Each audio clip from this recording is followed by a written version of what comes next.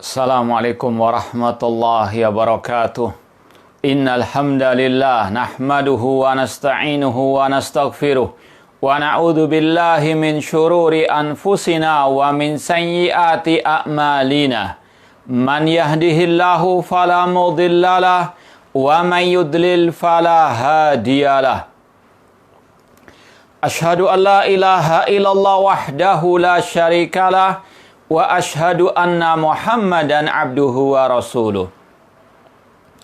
Ya ayyuhalladzina amanu taqullaha haqqa tuqatih wa la tamutunna illa wa antum muslimun. Ya ayyuhan nasu taqu rabbakumul ladzi khalaqakum min nafsin wahidah wa khalaqa minha zawjaha wa batha minhuma rijalan katsiran wa nisaa'a wattaqullaha alladzi tasaaluna bihi wal arham innallaha kana 'alaikum raqiba. Ya ayyuhalladzina amanu taqullaha wa qulu qawlan sadida yuslih lakum a'malakum wa yaghfir lakum dhunubakum wa man yuti'illaha wa rasulahu faqad faza fawzan 'azima. Amma ba'd, fa inna asaqal hadithi kitabullah wa khairal hadi hadi Muhammadin sallallahu alaihi wasallam wa syarrul umuri muhdatsatuha wa kullu muhdatsatin bid'ah wa kulla bid'atin dalalah wa kulla dalalatin finnar. Ma'asal muslimin, ikhwani fillah wa akhwati, bapak-bapak, ibu-ibu, saudara-saudariku rahimani wa rahimakumullah. Alhamdulillah, segala puji bagi Allah Subhanahu wa taala yang mempertemukan kita kembali dalam kajian kitab Al-Ibana As-Sughra oleh Al-Imam Ibnu Battah Al-Ukbari rahimallahu ta'ala. Kita masih dalam pembahasan tentang al-manhaj wal ittiba, metode atau manhaj ahli sunnah wal jamaah, yaitu ittiba, mengikuti Al-Quran dan sunnah dengan pemahaman para salafus saleh, terutama dalam masalah al-aqidah. Pada kesempatan yang lalu kita sudah membahas tentang tafsir atau metode tafsir menurut ahli sunnah wal jamaah yang disampaikan oleh Al-Imam Ibnu Katsir dalam muqaddimah tafsir beliau. Dan itu berhubungan dengan ucapan Abu Bakar As-Siddiq radhiyallahu ta'ala anhu, ayu sama'in tudhilluni wa ayu ardin tukilluni idza qultu fi kitabillahi ma la a'lamu. Langit mana yang akan menaungi diriku dan bumi mana yang akan memikul diriku jika aku mengatakan tentang Al-Quran yang tidak aku ketahui. Artinya, betul-betul metode Abu Bakar As-Siddiq radhiyallahu anhu ketika berbicara tentang agama Allah pasti dengan ilmu. Tidaklah beliau mentafsirkan Al-Quran kecuali di atas al-ilmu, yaitu ilmu yang telah diajarkan oleh Ar-Rasul sallallahu alaihi wasallam.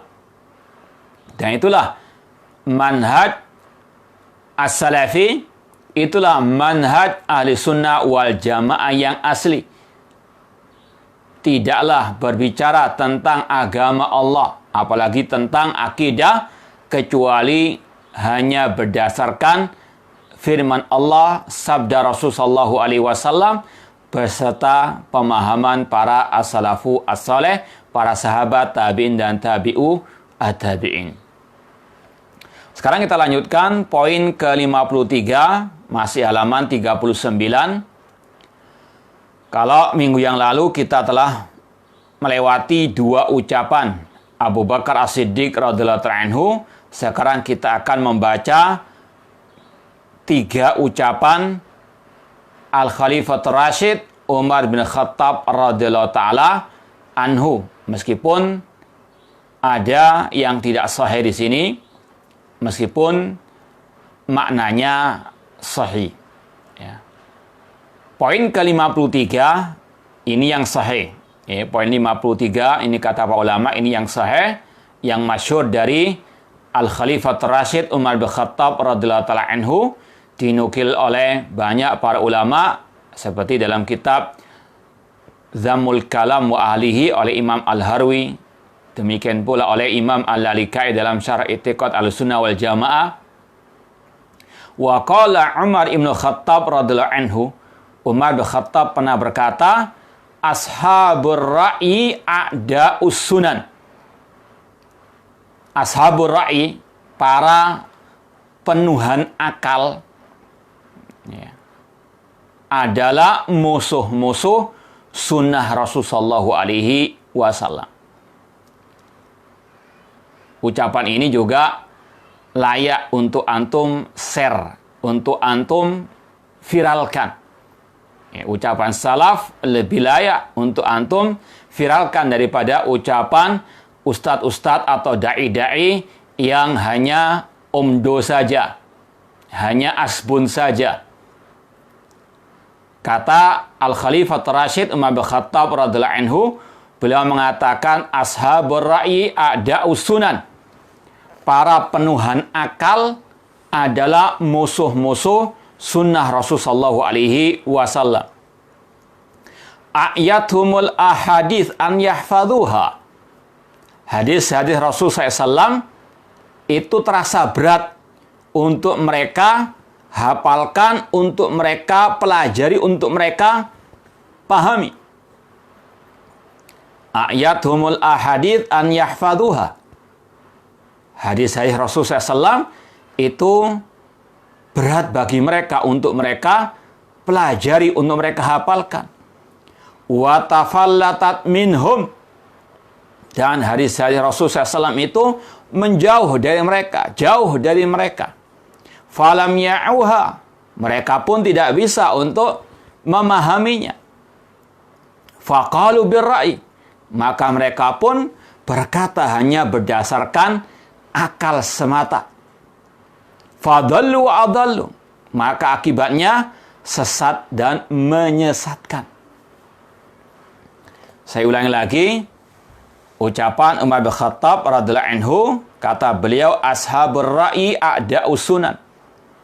Para penuhan akal atau orang-orang yang mengutamakan akal daripada Al-Quran dan Sunnah, mereka adalah musuh-musuh sunnah Rasulullah SAW. A'yatumul ahadith an yahfadhuha. Hadis-hadis Rasulullah SAW itu terasa berat bagi mereka untuk mereka hafalkan. Wa tafallatat minhum. Maka hadis-hadis itu pun menjauh dari mereka. Atau jauh dari mereka. Falam ya'uha. Mereka pun tidak bisa memahaminya. Faqalu birra'i. Maka mereka pun berkata hanya berdasarkan akal semata. Maka akibatnya fadallu wa adallu. Mereka sesat dan menyesatkan. Ikhwani fillah wa akhwati rahimani wa rahimakumullah. Ahlussunnah wal Jamaah dalam segala hal pertengahan. Di antaranya dalam masalah akal. Ahlussunnah wal Jamaah menempatkan akal pada tempatnya. Ahlussunnah bukan seperti kelompok ekstrem kanan dalam masalah akal atau kelompok ekstrem kiri. Kelompok ekstrem kanan mereka menuhankan akal. Mereka lebih mendahulukan, mengutamakan akal daripada Al-Quran dan Sunnah Rasulullah SAW. Mereka punya prinsip, kalau Al-Quran dan hadis bertentangan dengan akal, maka akal yang mereka dahulukan. Ini yang kita katakan ekstrem kanan, yang dalu wa adalu, sesat dan menyesatkan. Lawannya ekstrem kiri, meskipun sama-sama dalu wa adalu, sesat dan juga menyesatkan, yaitu mereka-mereka yang menanggalkan akal, tidak pakai akal, ya, tidak memakai akal. Sebagaimana orang-orang yang menyembah patung, menyembah kuburan keramat, datang kepada dukun, yang menyembah binatang, menyembah pohon keramat. Mereka adalah orang-orang yang tidak menggunakan akal mereka. Ahlussunnah wal Jamaah menempatkan akal pada tempatnya.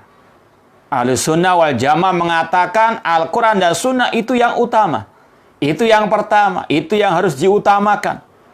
Kalau bertentangan, seandainya dikatakan kalau ada akal bertentangan dengan Al-Quran dan Sunnah, maka Ahlussunnah mengatakan Al-Quran dan Sunnah itu yang utama. Ya. Ini manhaj Ahlussunnah wal Jamaah dalam menyikapi akal. Karena Ahlussunnah meyakini Al-Quran dan Sunnah itu maksum dari kesalahan. Tidak mungkin Al-Quran dan Sunnah itu keliru. Adapun akal manusia bisa keliru. Al-Quran dan Sunnah dari wahyu Allah Subhanahu wa Ta'ala. Tidak mungkin keliru. Al-haqqu min rabbika. Nah, adapun akal itu bisa keliru. Dan akal terbatas. Sebagaimana anggota badan manusia yang lainnya. Mata kita, telinga kita, tenaga kita serba terbatas. Akal juga demikian. Jangankan untuk istilahnya memikirkan yang jauh di atas langit, yaitu Allah Subhanahu wa Ta'ala, atau hal-hal yang gaib yang berkaitan dengan urusan akhirat, yang berkaitan dengan roh yang ada dalam jasadnya, akal tidak sampai kepadanya, tidak bisa menembusnya. Yas'alunaka 'anir ruh, qulir ruhu min amri rabbi. Katakan wahai Nabi Muhammad, roh itu hanya Allah yang mengetahui tentang hakikatnya. Itu yang menempel pada diri manusia, akal tidak bisa menembusnya. Apalagi berkaitan dengan sifat Allah, dengan hal-hal yang gaib atau yang berkaitan dengan urusan akhirat. Ikhwani fillah wa akhwati rahimani wa rahimakumullah. Umar bin Khattab mengatakan, ashabur ra'i a'da'us sunan. Ashabur ra'i, para penuhan akal, mereka ini a'da'us sunan, musuh-musuh sunnah Rasulullah SAW. Ini yang harus kita camkan. Orang-orang yang lebih mendahulukan akal mereka daripada Al-Quran dan Sunnah itu musuh-musuh sunnah Rasulullah SAW. Maka jangan kita menjadikan mereka sebagai sahabat, sebagai teman dekat. Mereka musuh.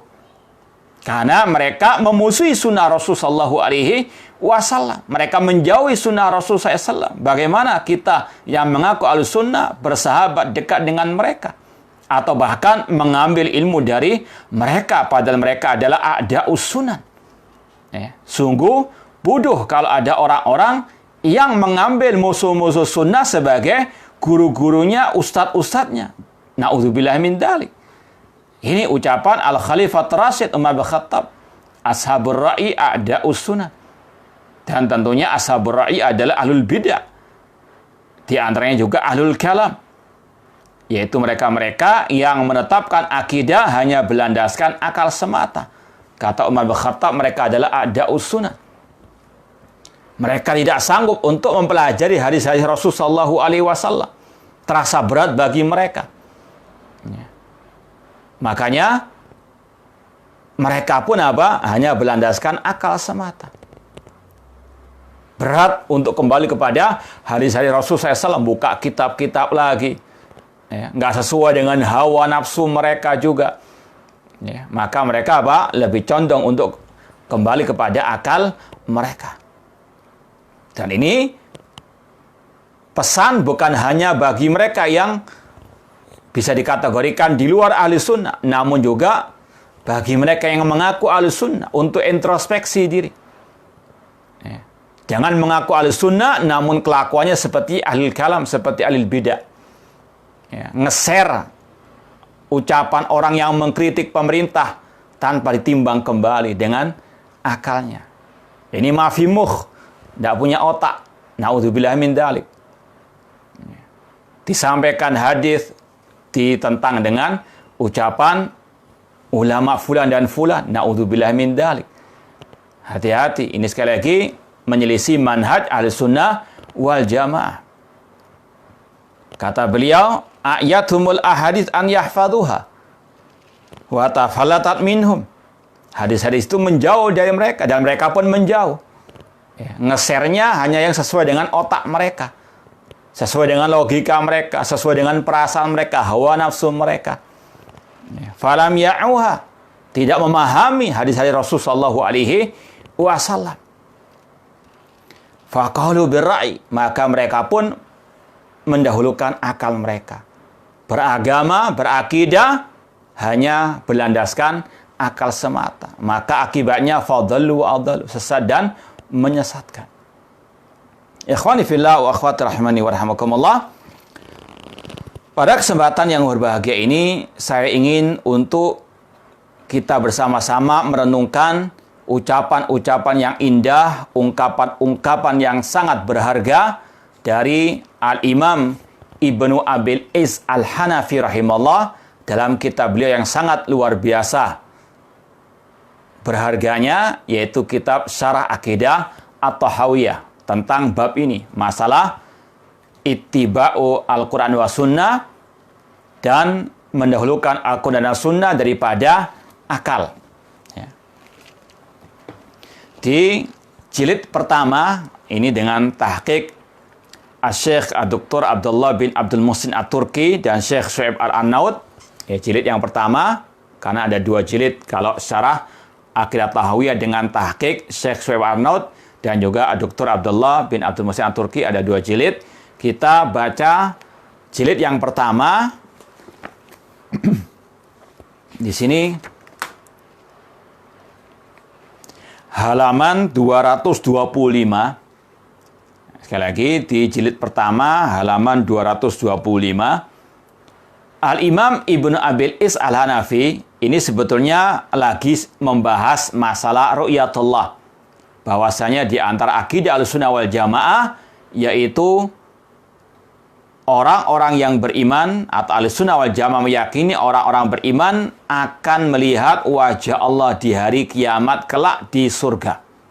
Semoga Allah Subhanahu wa taala menganugerahkan kepada kita kenikmatan melihat wajahnya di surga kelak. Imam Ibnu Abil Is Al-Hanafi dalam halaman ini sebetulnya membahas masalah ru'yatullah. Orang beriman pasti melihat Allah di surga kelak. Kemudian beliau mengatakan wa tafsiru ala ma aradallahu wa alimahu. Kemudian kata beliau, la nadkhulu fi dzalik muta'awwilina bi ara'ina wala mutawahhimina bi ahwa'ina.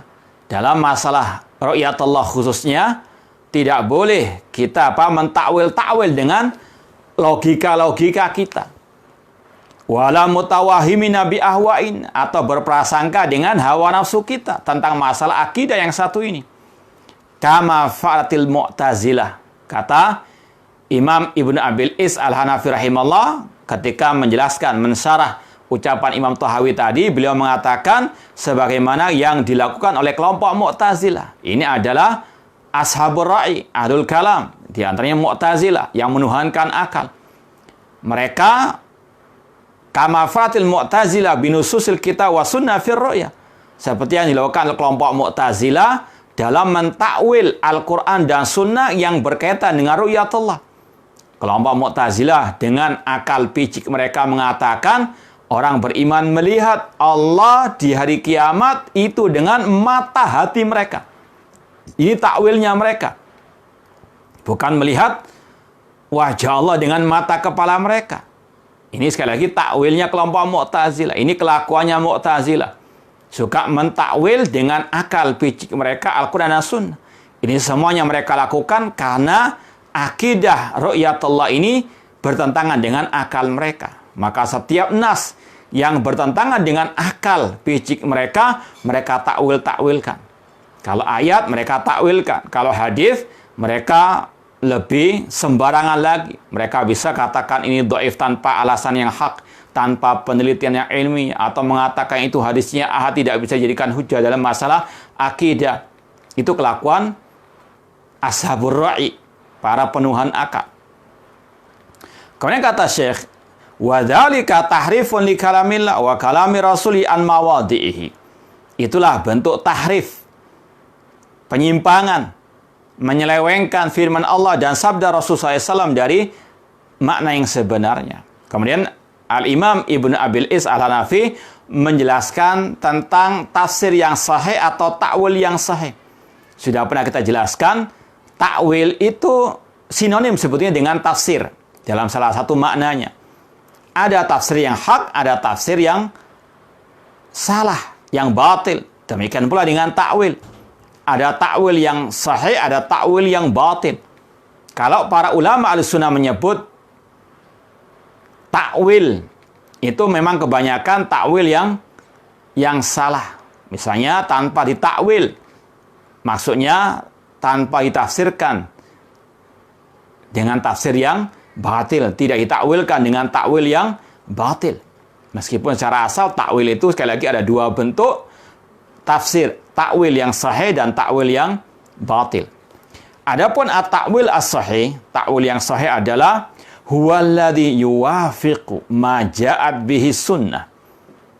Takwil yang sahih adalah yang sesuai dengan sunnah Rasulullah sallallahu alaihi wasallam. Wal fasid al mukhalif lahu, sedangkan takwil yang rusak, yang batil, yang menyelisihi sunnah Rasul sallallahu alaihi wasallam. Contoh misalnya hadis Rasul tentang masalah pemimpin yang zalim misalnya. Rasul jelas-jelas dalam Sahih Muslim mengatakan, sayakunu ba'di umara yastannuna bighairi sunnati wa yahduna bighairi hadi. Akan muncul sepeninggalku pemimpin-pemimpin yang tidak mengikuti sunnahku, tidak menapaki jejakku, mengikuti ajaran Rasul sallallahu alaihi wasallam. Wa sayakun fi rijalun qulubum qulubu syaitin fi jusmadil ins. Dan akan ada pemimpin yang berhati setan dalam jasad manusia. Tapi Rasul ketika ditanya oleh Hudzaifah, apa yang harus aku perbuat ya Rasulullah kalau aku mendapati pemimpin yang seperti itu? Kata Rasul, isma' wa'ati, tetap engkau dengar dan taati. Ada dari Da'i Haroka, yaitu Muhammad Al-Arifi, muridnya Salman Al-Auda, termasuk Da'i Haroka di Arab Saudi. Dia mentakwil. Katanya hadis itu berkaitan dengan pemimpin yang hanya mendolimi salah satu dari rakyatnya. Itu tetap didengar dan ditaati. Tapi kalau yang didolimi itu masyarakat, penduduk secara umum, tidak boleh ditaati.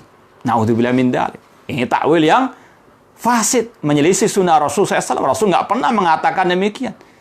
Ya. Nggak pernah membedakan antara apa yang mendolimi sebagian atau mendolimi masyarakat secara umum. Makanya Syekh Shalih bin Fauzan pun membantah takwilnya Muhammad Al-Arifi tadi. Naudzubillah min dzalik. Demikian pula ketika kita menyampaikan hadis Rasulullah SAW tentang masalah menasihati pemimpin dengan sir, dengan rahasia. Ada sebagian yang membantah dengan takwilnya yang fasid, yang rusak, yang batil. Oh, itu kalau pemimpinnya saleh, pemimpinnya adil. Kalau pemimpinnya tidak adil, boleh terang-terangan. Naudzubillah min dzalik. Ini sekali lagi banyak takwil-takwil yang fasid berkaitan dengan masalah akidah. Meskipun dari orang-orang yang masih ngaku ahli sunnah wal jamaah. Na'udzubillah min dzalik. Kemudian kata beliau, wa kullu ta'wilin bima'na lam yadulla 'alai dalilun minas siyaq wa lam ma'ahu qarinatun taqtadi fa inna hadza la yaqsiduhu al-mubayyin al-hadi bi kalamihi. Ada sebuah ucapan yang sangat bagus, merupakan kaidah bagi ahli sunnah wal jamaah tentang masalah tafsir atau takwil. Setiap takwil yang itu tidak didukung oleh dalil, baik Al-Quran dan Sunnah Rasulullah SAW, ataupun dalil dari redaksi ucapan itu, tidak ada pendukungnya sama sekali. Contoh misalnya, Ar-Rahman alat asistawa, istawa ditafsirkan istaula, menguasai. Ini tidak ada pendukungnya, penguatnya dari ayat ataupun dari hadis, dari ucapan para salafus saleh atau dari segi bahasa Arab. Ya, itu takwil yang fasid, takwil yang batil. Ya. Dan itu kata beliau tidaklah dimaksudkan oleh Allah Subhanahu wa taala sebagai penurun Al-Qur'anul Karim. Kemudian pada halaman berikutnya 226 atau 227 afan, Al-Imam Ibnu Abil Is Al-Hanafi mensarah ucapan Imam Thahawi yang mengatakan, Imam Thahawi berkata, fa innahu ma salima fi dinihi illa man sallama lillahi azza wa jalla wa li rasulihi sallallahu alaihi wasallam wa radda ilma mashtaba alai ila alimihi. Kata Imam Thahawi, sesungguhnya tidaklah selamat agama seseorang kecuali yang menyerahkan diri kepada Allah, kepada Rasulnya, dan mengembalikan ilmu tentang hal-hal yang mutasyabihat kepada yang alim, ya, para ulama. Kata Imam Ibnu Abil Is ketika mensyarah ucapan Imam Thahawi tadi, beliau mengatakan, ai sallama linususil kitab wa sunnah wa lam ya'tarid 'alaiha bisyukuk wa syubah wa ta'wilatil fasidah. Orang yang ingin selamat di dunia maupun akhirat, ingin agamanya itu lurus, kata beliau harus sallama, memasrahkan diri, tunduk kepada nas-nas Al-Quran dan Sunnah Rasulullah SAW, dan tidak menentangnya dengan keraguan, dengan syubhat, dengan takwil-takwil yang rusak.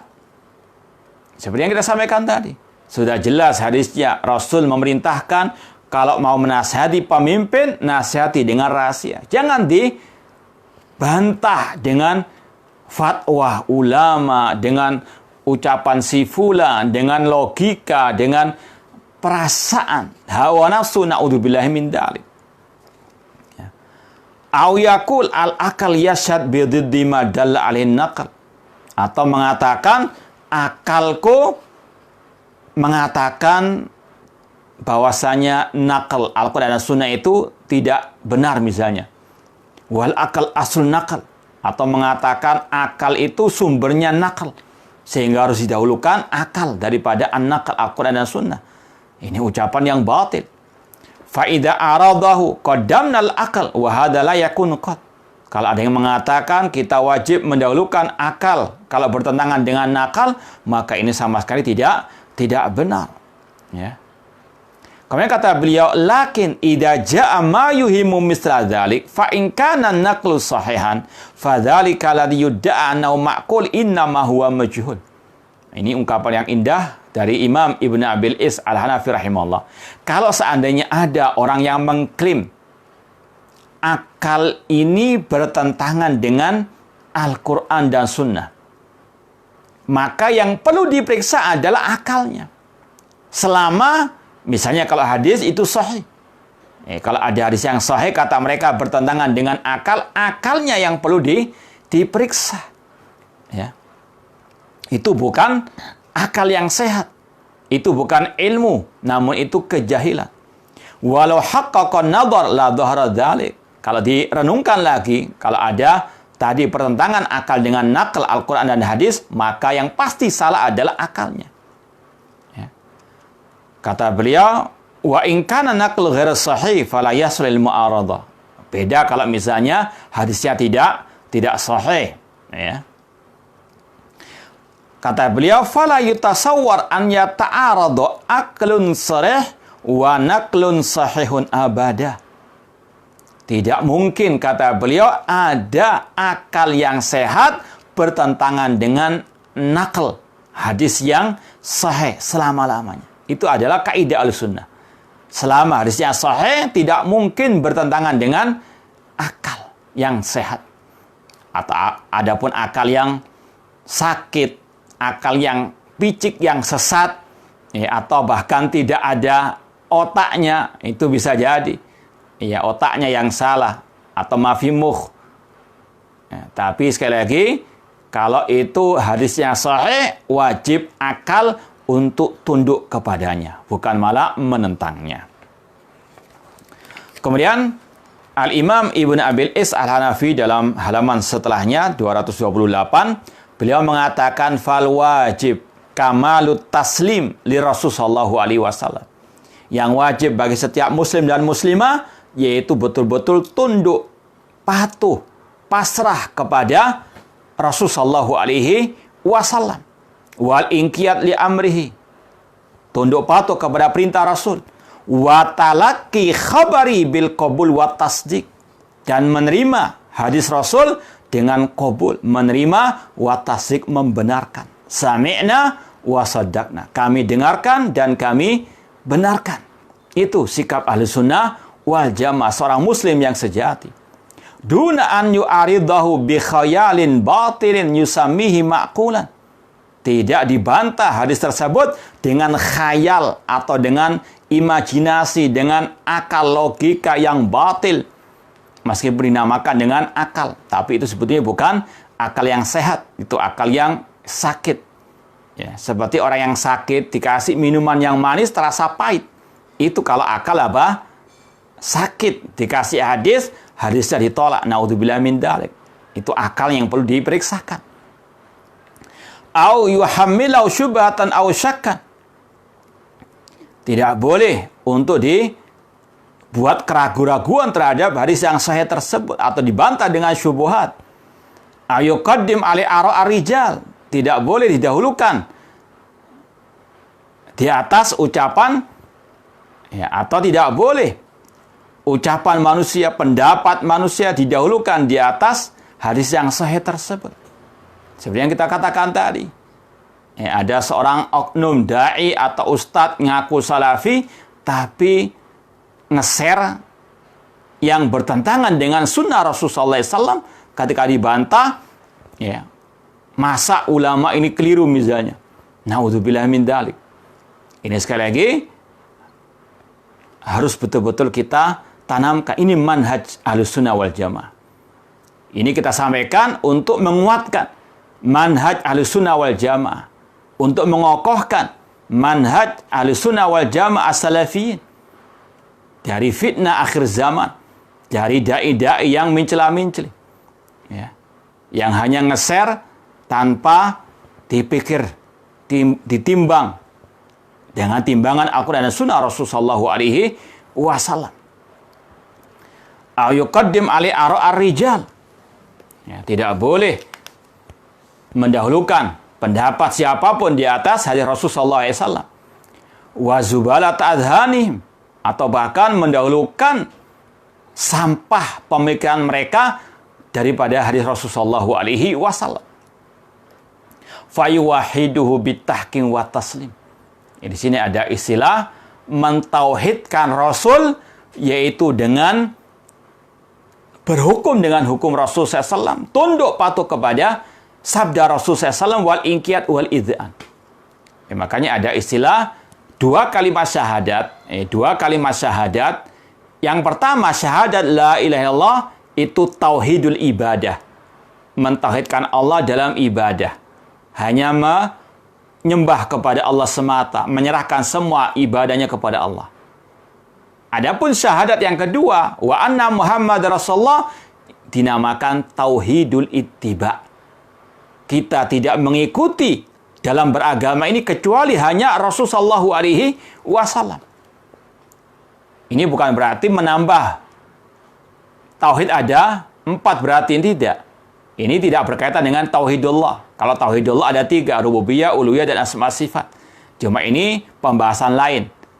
Berkaitan dengan dua kalimat syahadat. Syahadat yang pertama diistilahkan oleh para ulama dengan tauhidul ibadah. Kita tidak beribadah kecuali kepada Allah. Adapun yang kedua, tauhidu al-ittiba. Kita tidak mengikuti dalam urusan agama ini kecuali Rasulullah SAW.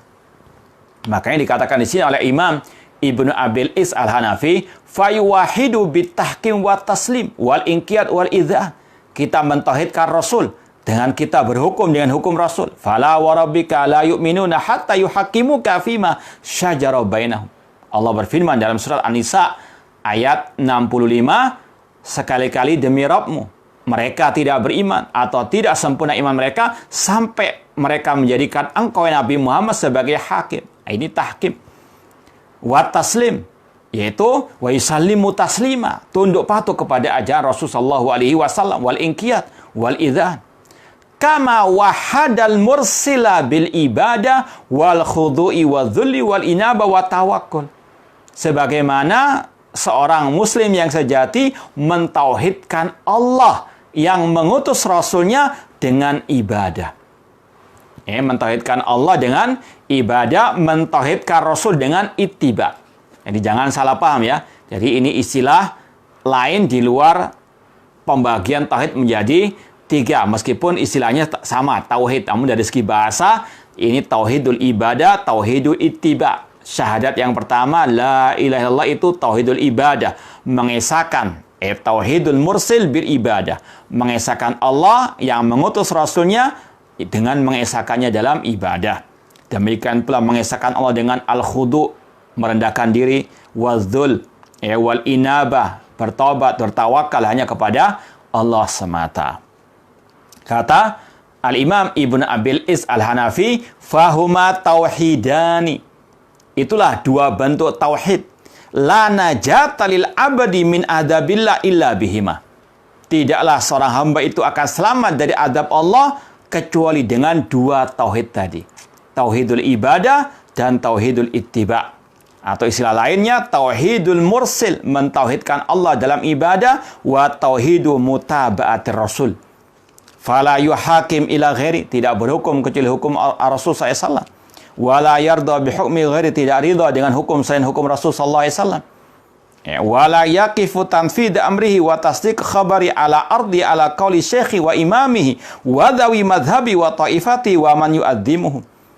Orang yang selamat fid dunya wal akhirah itu tidaklah menimbang ucapan Rasul dengan ucapan imamnya, syekhnya, atau madhabnya, atau tokohnya. Justru ucapan tokoh mereka, ustadz mereka, ulama mereka yang ditimbang dengan ucapan Rasulullah SAW. Jangan dibalik. Timbangan, alat timbangan itu untuk menimbang. Itulah sunnah Rasul. Untuk menimbang. Bukan malah ditimbang. Seperti yang pernah kita contohkan. Bayangkan kalau misalnya ada pedagang daging di pasar, dagingnya dijadikan alat timbangan, alat timbangannya yang ditimbang. Maka semua orang akan mengatakan ini orang yang gila. Ya sama dengan ashabur ra'i itu. Al-Quran kok malah ditimbang, as-sunnah kok malah ditimbang dengan logika akal mereka. Ini orang yang nggak waras. Orang yang waras menimbang ucapan, pendapat, pemikiran siapapun dengan Al-Quran dan Sunnah, dengan pemahaman para salafu as-salih. Itu timbangan Ahlussunnah wal Jamaah. Kemudian ikhwani fillah wa akhwati rahimani wa rahimakumullah. Kemudian kata beliau pada halaman berikutnya 229, bal idza balaghahu al-haditsus sahih ya'uddu nafsahu ka'annahu sami'ahu min Rasul sallallahu alaihi wasallam. Kalau orang mukmin sejati, Ahlussunnah salafi sejati, apabila sampai kepadanya hadis yang sahih, maka seolah-olah dia langsung mendengarnya dari Rasul sallallahu alaihi wasallam. Fahal yasuhu lau an yuakhira qabula wal amal bi hatta ya'ridahu ala ra'yi fulan wa kalami wa madhabihi. Apakah layak kalau dia mendengar hadis tersebut langsung dari Rasul, kemudian dia mengatakan, tunggu dulu ya Rasul, saya mau tanyakan kepada ulama saya, kepada kiai saya, ustadz saya. Na'udzubillah min dzalik. Itu kurang ajar kepada Rasul sallallahu alaihi wasallam. Mukmin Ahlussunnah yang sejati, sami'na wa sadaqna, sami'na wa ata'na. Bal kana al-fardu al-mubadarata ila imtithali.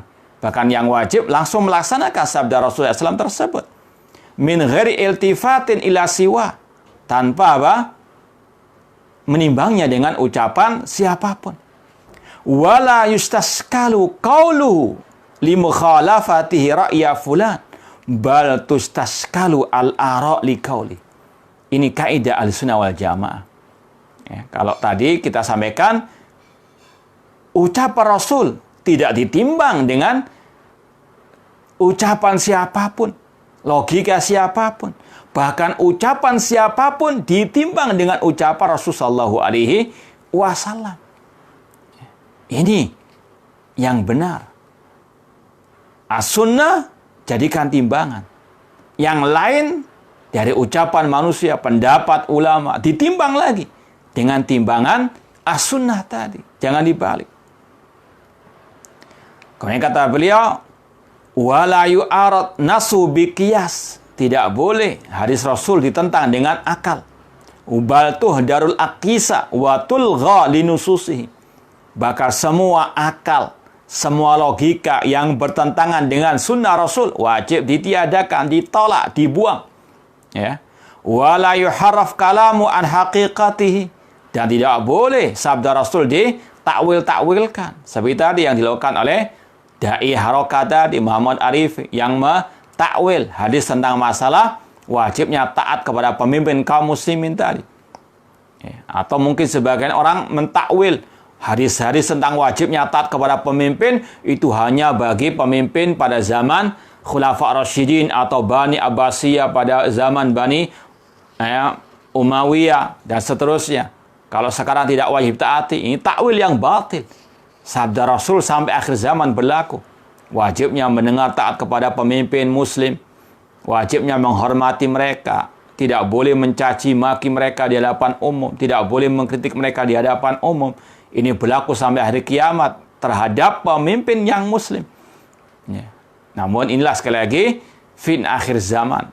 Krisis akidah wal manhaj yang menimpa sebagian orang-orang yang mengaku masih ahli sunnah wal jamaah, padahal kelakuannya kelakuan ahli bidah, naudzubillah min dalik.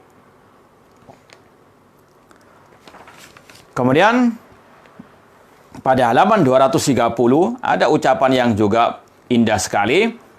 Sekali lagi bagi kita ahli sunnah wal jamaah sebagai bahan renungan untuk menguatkan manhaj kita. Kata beliau, wala syakka annallaha qad harramal qaul alaihi bighairi ilmi.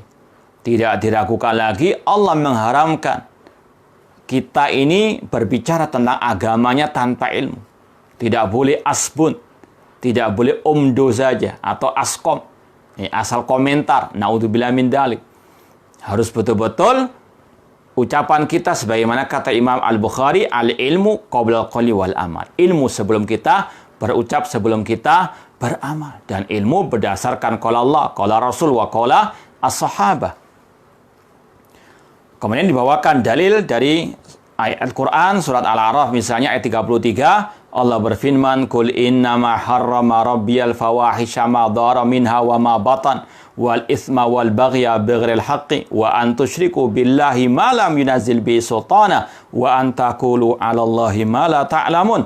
Katakan wahai Nabi Muhammad, sesungguhnya Rabbku mengharamkan kekejian yang nampak maupun yang tersembunyi, dosa dan melampaui batas tanpa hak, dan untuk engkau berbuat syirik kepada Allah yang tidak Allah turunkan keterangan padanya, dan untuk engkau berkata tentang agama Allah tanpa ahli ilmu. Bahkan ini Allah tempatkan di atas kesyirikan. Bahayanya luar biasa berkata tentang agama Allah tanpa ahli ilmu. Kemudian beliau membawakan ayat surat Al-Isra ayat 36, wala takfu ma laysa laka bi'ilmun. Jangan engkau mengikuti apa yang engkau tidak memiliki pengetahuan tentangnya.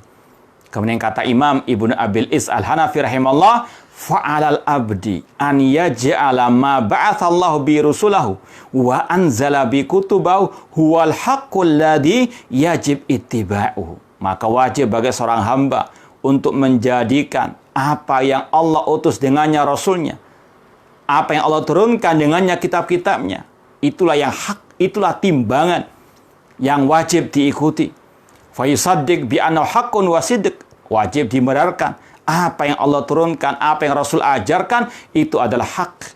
Wa ma siwa min kalami sairin nas yu'radu alaih, dan semua ucapan manusia wajib ditimbang dengan qala Allah, dengan qala Rasul sallallahu alaihi wasallam. Fa in wafaqau fa huwa haqqun. Jika ada ucapan manusia yang sesuai dengan Al-Qur'an dan Sunnah, wajib untuk diterima. Ya, fa in wafaqau fa huwa haqqun, dan itu hak, itu benar.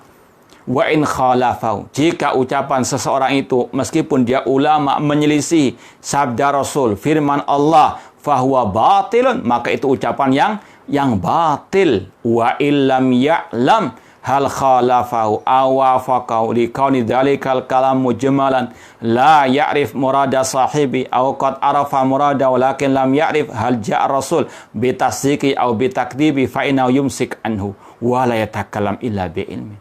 Subhanallah, ucapan yang sangat luar biasa sekali dari Imam Ibnu Abil Is Al-Hanafi rahimahullah. Beliau mengatakan, kalau kita tahu ucapan fulan itu sesuai dengan Al-Quran dan Sunnah, tentunya dengan pemahaman para salafus saleh, maka itu ucapan yang hak. Kalau ucapan itu menyelisih Al-Quran atau menyelisih Sunnah atau menyelisih ucapan para sahabat, maka itu ucapan yang batil. Ya. Kalau yang ketiga, dia tidak tahu apa maksud orang itu mengatakan atau apa maksud ucapan tersebut. Atau dia tahu maksudnya namun dia tidak tahu apakah itu sesuai atau tidak dengan Al-Quran dan Sunnah, maka dia diam. Dia tidak boleh berbicara kecuali illa bi'ilmin, kecuali dengan al-ilmu. Ini sekali lagi ikhwani fillah wa akhwati sebagai bahan renungan bagi kita semuanya. Apa yang di dunia maya. Jangan menjadi ustadz atau dai yang ngejar setoran. Tiap hari harus ngejar setoran tulisan tanpa ditimbang, dipikir apakah itu sesuai dengan Al-Quran dan Sunnah ataukah tidak. Naudzubillah min dzalik. Ya. Jangan nulis, jangan komentar kecuali ala ilmi, di atas ilmu. Kemudian kata beliau, wal ilmu maqama al-dalil. Namanya ilmu yang sesuai dengan dalil.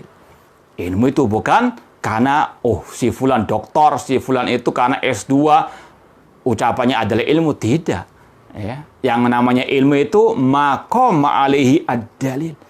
Yang sesuai dengan dalil Al-Quran dan Sunnah Rasulullah SAW. Wa nafi' minhu ma ja'a bi Rasul. Dan ilmu yang bermanfaat adalah ilmu yang datang dari Rasulullah SAW yang sesuai dengan sunnah Rasulullah SAW. Wa qad yakunu ilmun an ghairi Rasul lakin fil umuri dunyawiyah. Adapun ilmu yang selain itu bisa jadi benar yang tidak berasal dari Rasul, tapi itu ilmu dunia. Mislu at-tib wal hisab wal filaha, seperti ilmu kedokteran dan sebagainya. Wa amal umur al-ilahiyah wal ma'arif ad-diniyah fahadhihi al-ilmu fiha ma ukhida an rasul la ghair. Adapun ilmu yang berkaitan dengan istilahnya ketuhanan, dengan berkaitan dengan Allah Subhanahu wa taala, berkaitan dengan agama, maka harus ilmu itu berdasarkan apa yang Rasul ajarkan. Kemudian pada halaman berikutnya 231, Al-Imam At-Tahawi berkata, wala tasbut qadamul Islam illa ala dhari taslim wal istislam. Beliau menguatkan lagi ucapannya tadi, tidaklah kokoh ya, tiangnya Islam atau telapak kakinya Islam kecuali di atas pondasi at-taslim, tunduk patuh. Sami'na wa sadaqna, sami'na wa ata'na kepada sabda Rasulullah SAW. Kata Imam Ibnu Abil Is Al-Hanafi, sekali lagi beliau menguatkan lagi tadi ucapannya, la yasbut islamu man lam yusallim linususil wahyain. Tidak tegak, tidak konsisten, tidak kokoh keislaman seseorang yang tidak mau tunduk kepada nas-nas Al-Quran dan Sunnah Rasulullah SAW. Kenapa orang itu bisa mencela-mencela? Karena ucapannya tidak didasari oleh Al-Quran dan Sunnah Rasulullah SAW. Kalau mau konsisten, ikuti Al-Quran dan Sunnah. Pegang erat. Tidak nge-share kecuali yang sesuai dengan Al-Quran dan Sunnah Rasulullah SAW.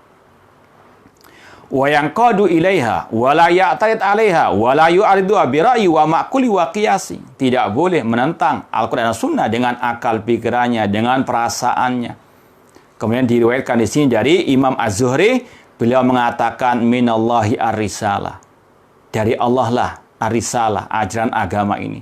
Wa 'ala rasuli al-balagh, tugasnya Rasul menyampaikan risalah Allah. Tugas kita wa 'alaina at-taslim, menerima apa yang dibawa oleh Rasulullah SAW. Tidak ngeyel, tidak mendebat, tidak membantah, namun sami'na wa sadaqna. Kemudian kata Imam Ibnu Abil Is Al-Hanafi, wa hadza kalamun jami'un nafi'. Ini kalam, ucapan Imam Az-Zuhri, ucapan yang singkat namun padat, yang sangat bermanfaat. Ini juga layak untuk antum share. Ini manhaj Ahlussunnah. Kata Imam Az-Zuhri, minallahi ar-risalah. Dari Allah lah ajaran agama ini. Wa ala rasuli al-balagh, tugasnya Rasul menyampaikan. Wa alaina, adapun tugas kita at-taslim, tunduk patuh, menerima, mengamalkan ajaran Rasul sallallahu alaihi wasallam, bukan malah membantahnya dengan akal.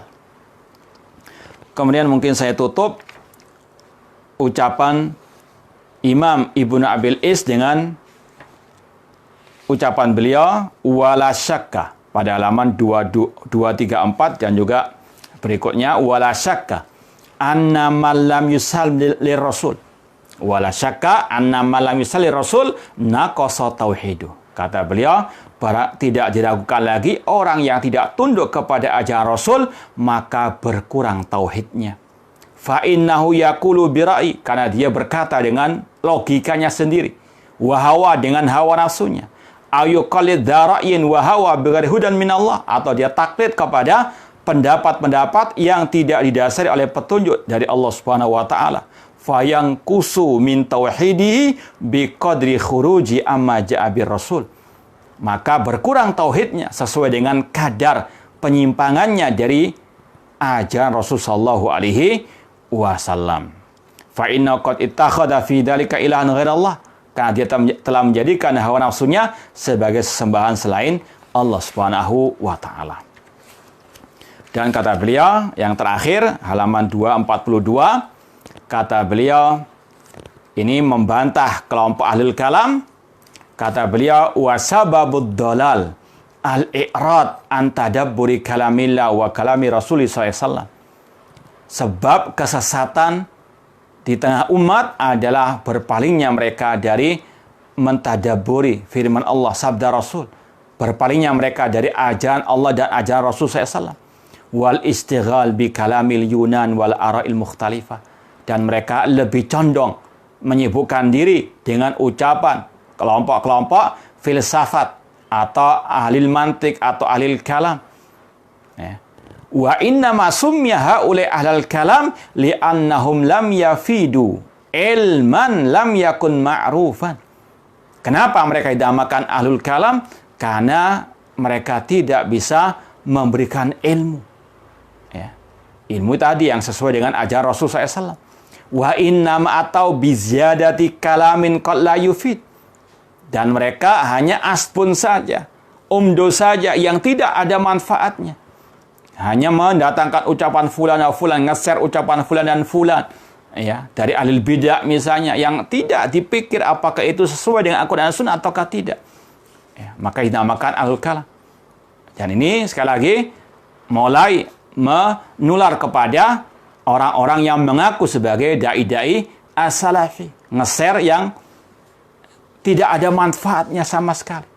Tidak sesuai dengan Al-Quran dan Sunnah Rasulullah sallallahu alaihi wasallam. Kelakuannya ahlul kalam meskipun casingnya ahlus sunnah. Kemudian kata beliau, wa kullu man qala bi ra'yihi aw dzauqihi aw siyasatihi ma'a wujudin nassi aw aradan nassa bil ma'qul faqad doha iblis. Kata Imam Ibnu Abil Is Al-Hanafi, barang siapa yang lebih mendahulukan akalnya atau perasaannya atau politiknya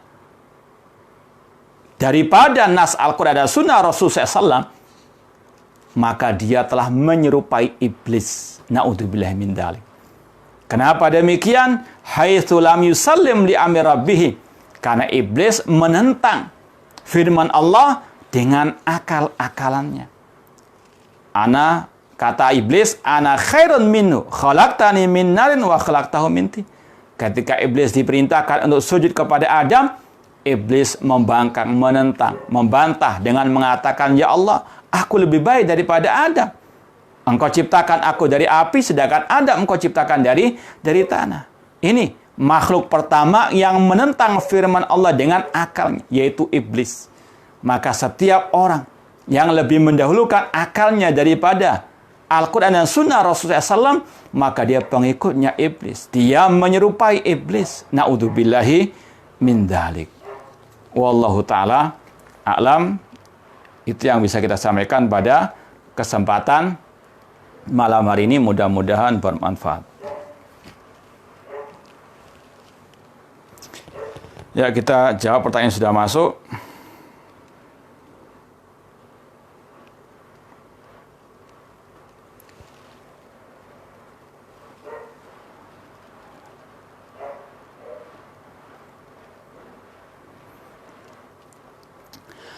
Bagaimana sikap kita sebagai penuntut ilmu menyikapi seorang dai? Katanya sunnah menyebut orang-orang yang membela kemurnian agama, terutama dalam akidah, dengan tahdzir dengan sebutan puber manhaj. Ini sebagaimana kelakuan orang-orang musyrikin jahiliyah yang menggelari Rasul SAW dengan gelar-gelar yang jelek. Ketika Rasul mentahdzir manusia dari kesyirikan, mentahdzir manusia dari penyimpangan-penyimpangan, Rasul digelari dengan gelar-gelar yang sangat amat keji, yang sangat dusta. Rasul dikatakan syairul majnun. Itu ketika mereka tidak bisa melawan hujahnya Rasul, mereka membuat gelar-gelar yang jelek. Sebagaimana kelompok al-bidah, ketika mereka nggak bisa melawan hujahnya al-sunnah, mereka berikan gelar-gelar yang jelek kepada al-sunnah. Nah, ada orang-orang yang mengaku salafi, namun bejat akidahnya, akhlaknya, itu kelakuannya. Menggelari dengan gelar-gelar yang jelek kepada dai-dai yang ingin mengembalikan umat kepada kemurnian akidah, kemurnian manhaj. Maka hati-hati dengan orang-orang yang seperti itu.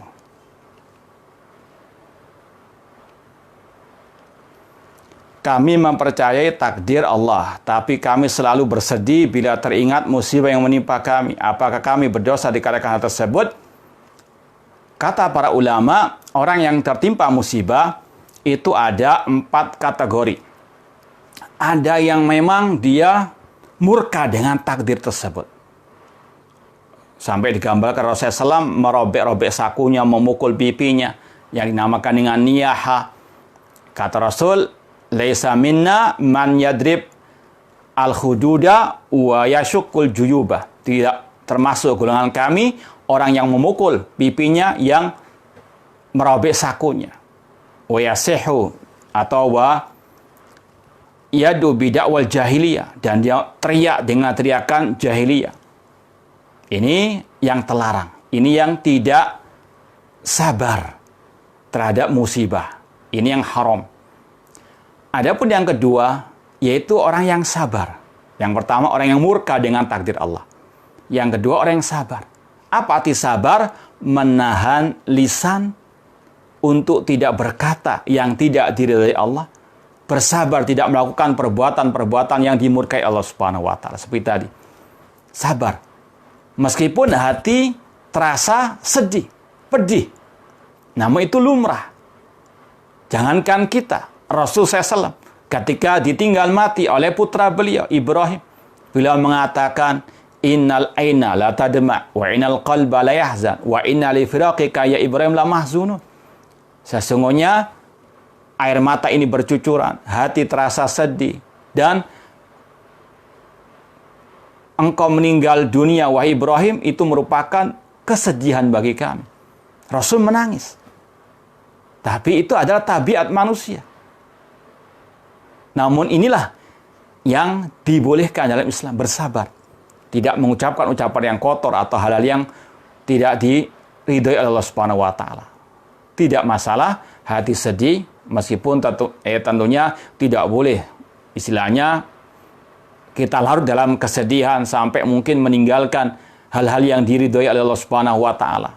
Adapun sekedar sedih kita, ya, bahkan tadi Rasul menangis pun kata beliau itu suatu yang wajar, tabiat manusia. Ada tingkat yang ketiga, yaitu ridho dengan musibah. Ini lebih tinggi lagi tingkatannya. Yaitu orang-orang yang tidak ada pengaruh. Ditimpa musibah atau tidak, hatinya sama. Dalam keadaan suka maupun duka, hatinya sama. Karena dia tahu semua takdir dari Allah Subhanahu wa ta'ala. Adapun yang keempat, ini yang lebih tinggi lagi, yaitu bersyukur atas musibah. Karena dia tahu di balik musibah banyak hikmahnya, banyak pahala yang menimpa. Dan ini perlu untuk kita sampaikan ketika musibah wabah corona yang berlanjut seperti ini. Ya, semoga Allah Subhanahu wa taala segera mengentasnya dari kita semuanya. Harus kita bersabar. Bahkan terkadang ada bentuk bersyukur. Karena apa? Dengan adanya musibah ini, kita yakini sebagaimana kata Rasul, idhamul jaza ma'idhamil bala. Besarnya pahala tergantung besarnya musibah. Kita nggak menginginkan musibah. Namun kalau ada musibah, kita ambil hikmahnya. Yaitu apa? Di balik musibah ini banyak pahala. Ya. Meskipun kita tetap sedih, nggak bisa kajian di masjid. Namun, insya Allah kita yakini ini banyak hikmahnya. Di antaranya Rasul mengatakan, inna idhamal jaza ma'idhamil bala. Besarnya pahala tergantung besarnya musibah. Wajib untuk kita bersabar. Nah, bagaimana sikap seorang muslim menghadapi cobaan berupa sakit dan bagaimana kita juga sabar dalam merawat yang sakit. Ini sudah kita sampaikan tadi sekilas tentang masalah sabar dan yang lainnya. Adapun kalau dia tertimpa musibah berupa sakit, tetap dianjurkan untuk berobat. Berobat ke dokter atau memakai tibun nabawi, pengobatan ala Rasulullah SAW, meminum madu atau dengan berbekam. Tentunya kepada yang ahlinya. Memakan habbatus sauda, jintan hitam, yang Rasul katakan habbatus sauda dawa'un likulida. Jintan hitam adalah obat bagi segala penyakit. Ahlussunnah meyakini hadis ini. Ya, tidak membantahnya dengan mengatakan masa ada satu obat untuk segala penyakit. Ini Rasul yang mengatakan. Dan itu wahyu dari Allah. Dan Allah yang menciptakan makhluk-makhluknya. Dan dia maha tahu. Ini wajib untuk kita apa? Yakini.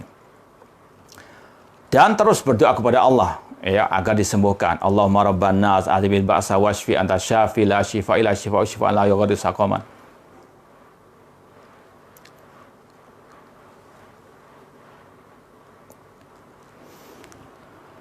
Ya, kalau ada teman atau da'i yang suka nyinyiri pemerintah atau ila amri, wajib untuk kita watawassabil haq watawassabi as-sabr.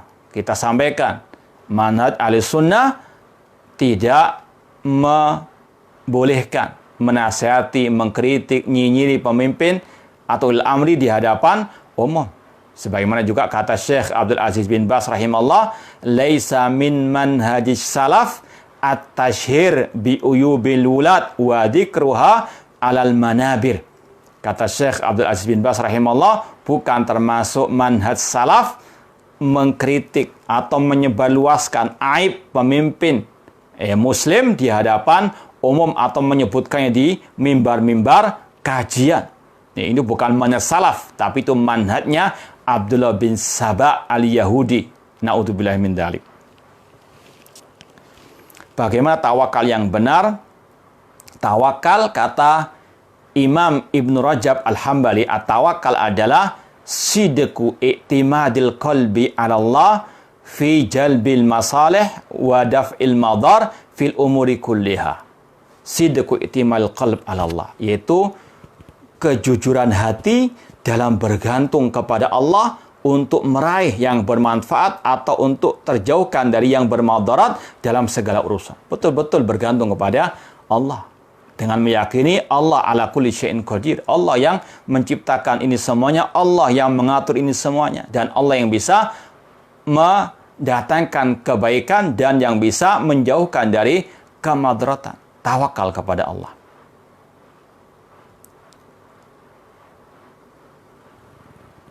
Ini pertanyaan ke-6, ini juga sama tadi tentang masalah mengingat musibah dengan bersedih. Ini sekali lagi, kalau sekedar bersedih saja tidak ada masalah. Ya, meskipun tetap wajib menahan lisan, menahan anggota badan dari hal yang tidak diridhai oleh Allah Subhanahu wa taala.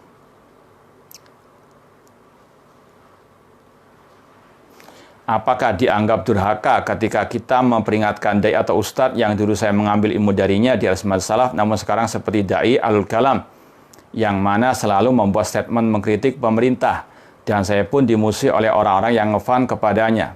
Ya, sekali lagi, harus tetap konsisten di atas akidah wa manhaj salaf.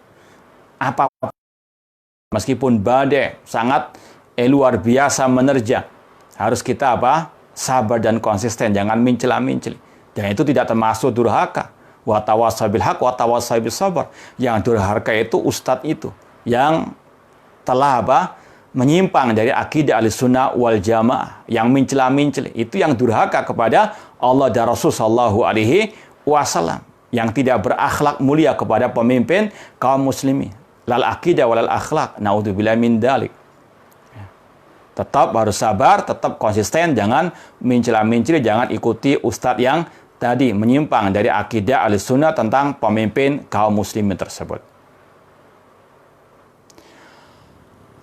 Itu yang bisa kita sampaikan pada kesempatan malam hari ini. Mudah-mudahan manfaat. Aqul qouli hadza wa akhiru da'wana anil hamdulillahirabbil alamin. Wassalamualaikum warahmatullahi wabarakatuh.